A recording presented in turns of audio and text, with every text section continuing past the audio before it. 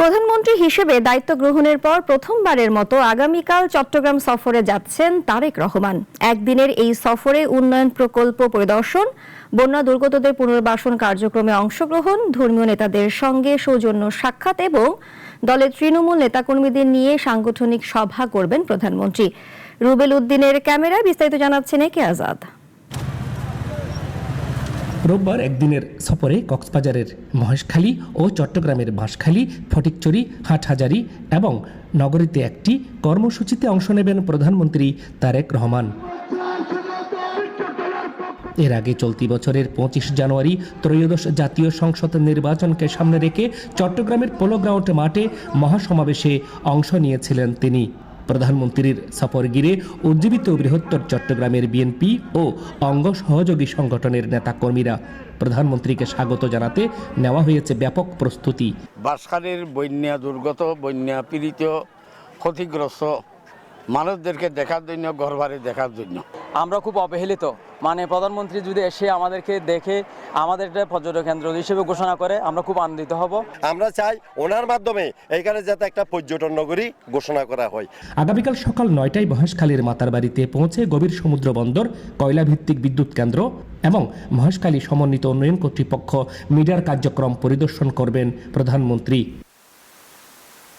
এরপর দুপুরে হেলিকপ্টারে বাঁশখালীর বাহারছড়া এলাকায় গিয়ে বন্যায় ক্ষতিগ্রস্তদের পুনর্বাসন কর্মসূচিতে অংশ নেবেন। সেখানে ত্রাণ বিতরণের পাশাপাশি ১০০ গৃহহারা পরিবারের হাতে নতুন বাড়ির চাবি তুলে দেবেন তিনি। পরে ফটিকছড়ির আল জামিয়াতুল ইসলামিয়া আজিজুল উলুম বাবুনগর মাদ্রাসায় হেফাজত ইসলামের আমির আল্লামা শাহ মহিবুল্লাহ বাবুনগরীর সঙ্গে সৌজন্য সাক্ষাৎ করবেন। এরপর হাটহাজারীর আল জামিয়াতুল আহলিয়া দারুল উলুম মঈনুল ইসলাম মাদ্রাসায় গিয়ে মরহুম আল্লামা শাহ আহমদ শফির কবর জিয়ারত করবেন তারেক রহমান। হাটহাজারী সরকারি কলেজ মাঠে বন্যায় ক্ষতিগ্রস্তদের পুনর্বাসন অনুষ্ঠানে ৩০টি পরিবারকে ঘর নির্মাণে ১ লাখ টাকা করে আর্থিক সহায়তাও দেওয়া হবে। পাশাপাশি ১৫ জন প্রতিবন্ধীর হাতে তুলে দেওয়া হবে শুভেচ্ছা উপহার হিসেবে ১০,০০০ টাকা করে অনুদান। মানুষের মধ্যে যে আসলে একটা হতাশা ভাব রয়েছে, আমার মনে হয় যে মাননীয় প্রধানমন্ত্রীর আগমন মানুষের মনে একটু আশার সঞ্চার করবে এবং একটা গতিশীলতা নিয়ে আসবে। যাদের ঘর ভেঙে গিয়েছে বন্যার কারণে তাদের মধ্যে ১০০ সেদিন ১০০ ঘর